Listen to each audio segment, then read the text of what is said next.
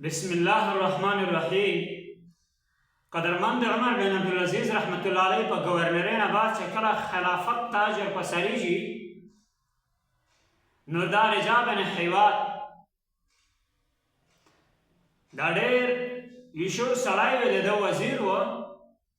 دګې ته وایي چې وزیره زه په دا خبره باندې ډارېږم چې داسې نه چې د وخت بادشاه بیمور دی دای مخ خپل جانشین نه وګرځوي.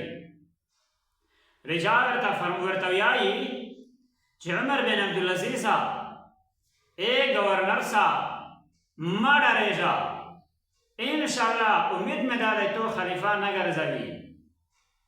وایي چې که به زه یې ګرځول خو اول نو گورنرۍ ته استعفا ورکړه، ځتي خو خلیفه جوړېدل مې هم ځتي ممکن نه وي. دا یې درته وایي چې نه فکر ما کوه، په څه وخت چې دی نه د شام د طرفه نه د دمشق د طرفه نه سوره درې هغې سره لفافې دي.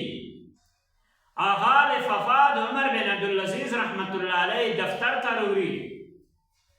عمر بن عبدالعزیز رحمت الله علیه چې کله کلاو کړه د خط د وخت د بادشاه د امیر المؤمنین د خلیفه د طرفه نه و چې زه آخري حالات څه یم، آخري سلګۍ مې دي، زه په خپل ذوالنبات تو زه خلیفه جوړوه د مسلمانۍ.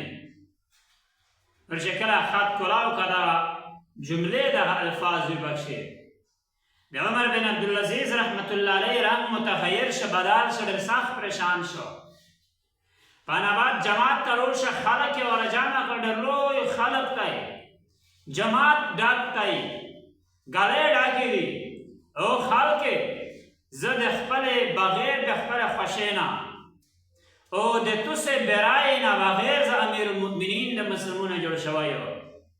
ای مسلمونې توسې د خپل ژوند دپاره امیر المؤمنین خلیفه وټاکې، توسې چې په خلافت باندې چا سره هم بیعت کوې، چا سره هم سوینایي کوې، هغې سره وکړې.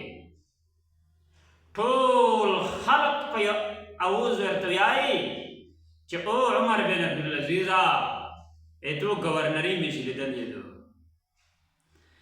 په تونه بهترین امیر المؤمنین او خلیفه د ژوند دپاره مې نه غواړي. نر قدرمند ټول خلق ورته وایي چې په نن نه بعد د مش خلیفه امیر المؤمنین عمر بن عبدالعزیز رحمت الله علیه وي. الله نه نشته داسې منصفین خلیفگان و امیرون رو نصیب کو. وما علینا